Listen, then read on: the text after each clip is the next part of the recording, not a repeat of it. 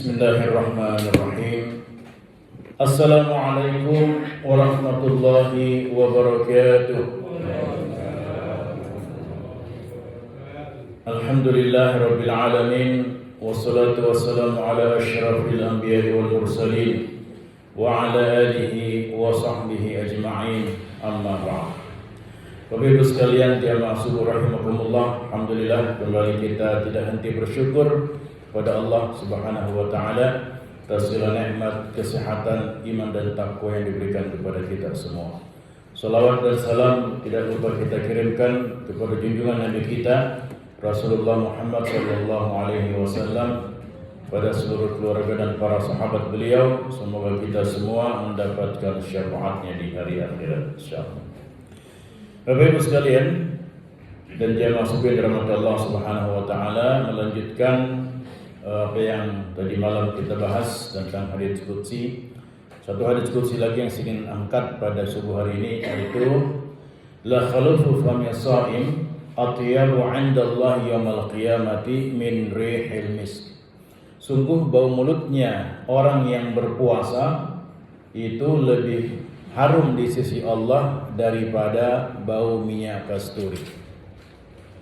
Minyak kasturi itu adalah minyak yang menjadi favoritnya Nabi SAW. Ada dua sebenarnya jenis minyak wangi yang disuka oleh Nabi. Yang pertama adalah minyak oud atau gaharu. Biasa kalau di Mekah itu orang biasa menawarkan oud, itu minyak gaharu. Yang kedua adalah minyak misik atau kasturi. Allah menyatakan dalam hadits qudsi ini bahwa bau mulutnya orang yang berpuasa itu lebih harum di sisi Allah dibandingkan bau minyak kasturi. Kira-kira kalau kita pakai logika, Pak, benar tidak ini? Mungkin kita anggap, wah mana mungkin Ustaz, ya.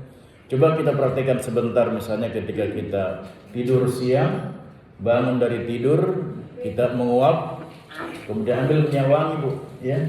Lalu kita bandingkan, kira-kira mana lebih wangi, bau mulut atau bau minyak wangi? Nah, tentu kita akan menganggap bau minyak wangi lebih wangi dibandingkan bau mulut saja.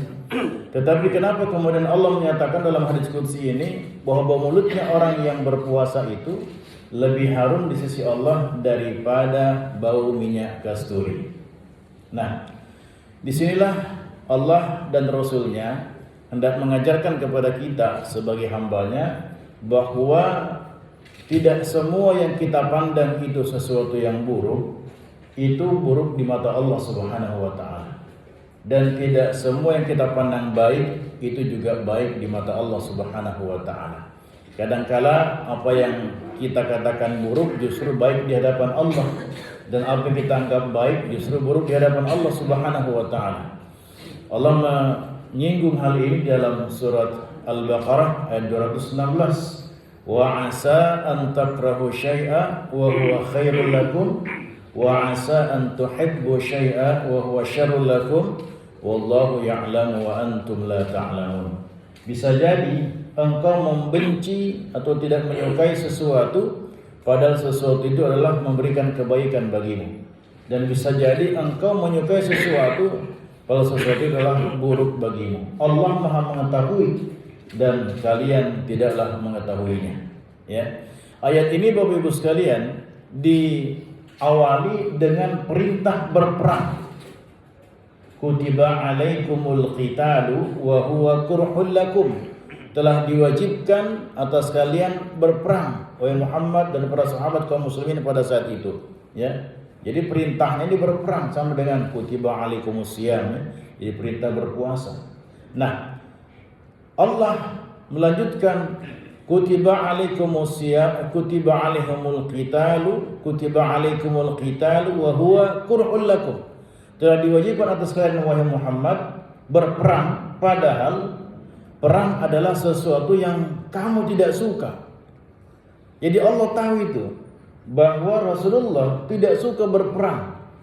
Allah tahu bahwa Nabi itu suka berdamai.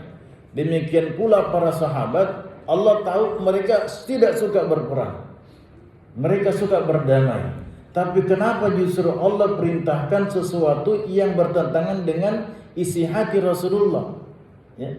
Maka Allah melanjutkan, bisa jadi engkau membenci sesuatu itu kebaikan buatmu, dan bisa jadi engkau menyukai sesuatu itu adalah keburukan buatmu.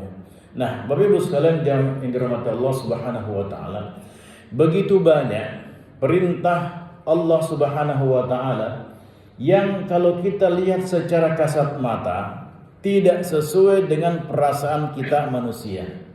Akan tetapi Allah perintahkan itu. Untuk apa? Untuk menguji manusia. Apakah manusia lebih mengutamakan perintah Allah dibandingkan keinginan dirinya sendiri? Ya, sama dengan ceritanya Nabi Ibrahim alaihissalam. Ketika Nabi Ibrahim alaihissalam ya diperintahkan untuk membawa istri dan anaknya di sebuah padang pasir. Tidak ada manusia ketika itu, tidak ada sumber air. Bayangkan, ya. Tapi Allah perintahkan dan Ibrahim memenuhi itu. Dan itulah yang kemudian sekarang menjadi kota Makkah Al-Mukarramah. Ya. Kemudian juga ketika anaknya sudah besar, Allah merintahkan menyembelih Ismail. Bayangkan, anak yang sangat dicintainya, lalu kemudian Allah perintahkan untuk menyembelihnya. Ini tidak masuk di akal ini. Ini tidak sesuai dengan perasaan saya sebagai seorang ayah. Tidak mungkin saya seorang ayah akan membunuh anak saya sendiri. Itu dalam hatinya Ibrahim alaihissalam. Tapi ini perintah Allah Subhanahu wa taala. Bahkan ketika Ibrahim menceritakan hal ini kepada anak Ismail, apa Nabi bilang Ismail? Ya, dia bilang, ayah, kalau memang ini perintah Allah, lakukan. Kalau kita mungkin Pak, ya, jadi Ismail, apa kita bilang? Kenapa bukan kita saja Pak duluan? Karena saya masih muda ini. Ya. Tapi kemudian Ibrahim yang lebih mengutamakan perintah Allah. Dan ketika pisau itu sudah menempel di lehernya Ismail, maka Allah Subhanahu wa taala memberikan penghargaan, menggantinya dengan seekor kibas.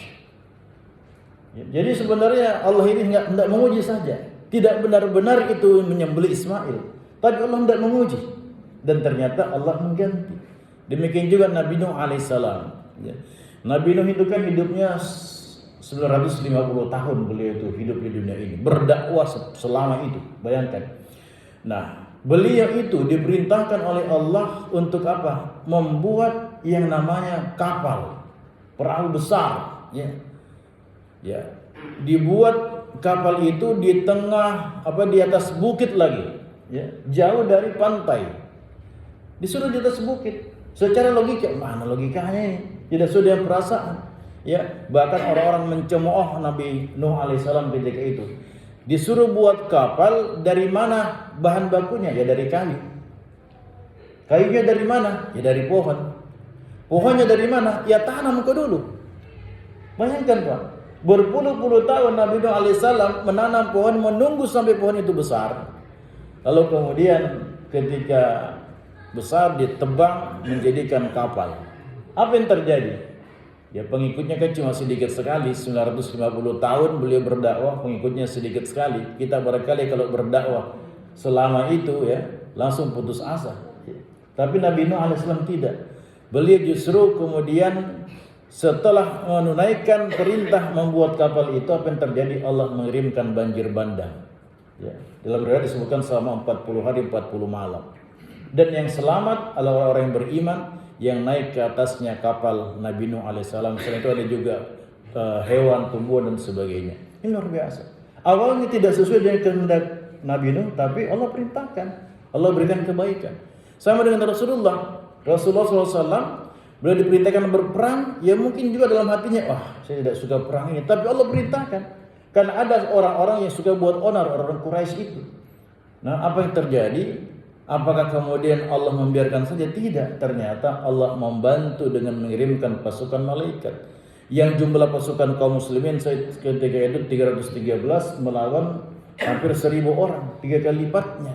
Dan Allah memenangkan pertempuran itu. Luar biasa.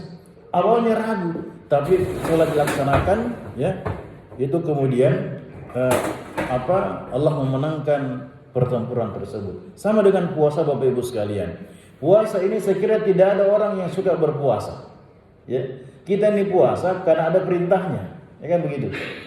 Puasa ini orang kalau kita tidak ada perintahnya, misalnya tidak ada perintah, kita tidak mau berpuasa untuk apa? Lapar-lapar, haus, ya, capek dan segala macam, kan begitu.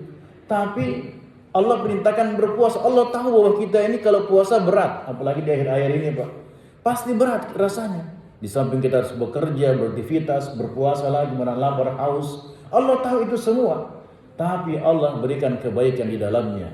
Dan ternyata ketika orang laksanakan yang namanya puasa, tidak pernah ada kabar, berita yang menyatakan orang meninggal gara-gara puasa. Tidak ada, Pak. Tidak ada kita temukan berita orang meninggal karena puasa. Justru pakar-pakar ilmu kesehatan banyak ya yang memberikan testimoni kebaikan ibadah puasa ini. Ini luar biasa. Ya, jadi perintah Allah itu kadang-kadang tidak sesuai dengan keinginan kita. Tapi ketika dilaksanakan justru memberikan kebaikan dalam kehidupan kita. Sama dengan ketika kita bicara syariat Islam, ya. Wah, menerapkan syariat Islam, wah itu tidak usah nih, ada potong tangan, tidak sesuai dengan hak asasi, ya. Ada rajam, ada kisos, ya.